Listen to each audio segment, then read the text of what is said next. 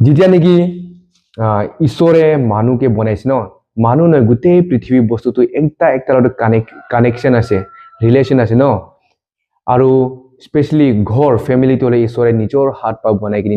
ঈশ্বৰে যাতে তাৰ প্লান তাৰ পাৰ্পজটো ফুলফিল হ'বলৈ একটা ঘৰ একটা ফেমিলিটো বনাইছিলে কিন্তু ইটো বি ভাঙি গ'ল আমি দেখি পাই আৰু এইটো কি কাৰণে হৈছে গ'লে পাপ দ্বাৰা আমি জেনেচিছ চেপ্টাৰ 4 ভাৰ্চেছ 3 আৰু 5 চালে গম পাই কি কেন আৰু আবেলে ঈশ্বৰৰ কাৰণে অফাৰিংটো দিছিলে কিন্তু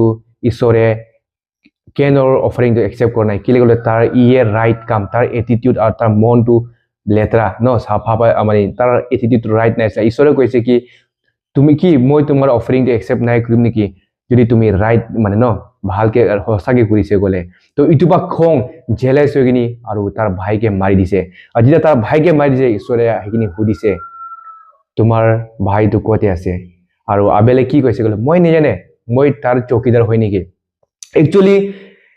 যেতিয়া নেকি ঈশ্বৰে মানুহ জাতিটো বনাইছে ইটো একটা আমাৰ ফেমিলি ইটো আমাৰ ৰেছপন্সিবিলিটি আমাৰ ডিউটি আৰু আমি একাউণ্টেবল আছে মোৰ ভাই কি কৰি আছে কৰা নাই ন মোৰ ভাই কেনেকৈ থাকিছে এইটো একটা এথিকেল আৰু মৰেল আৰু ফেমিলি আৰু একটা ৰিলেশ্যনেল ৰেছপন্সিবিলিটি একাউণ্টেবিলিটি আৰু ডিউটি আছে কিন্তু কেনে ন তাৰ ডিউটিটো নেগলেক্ট কৰিছে তাৰ ডিউটিটো ডিনাই কৰিছে আৰু তাৰ ডিউটি নাও ইনষ্টেড অফ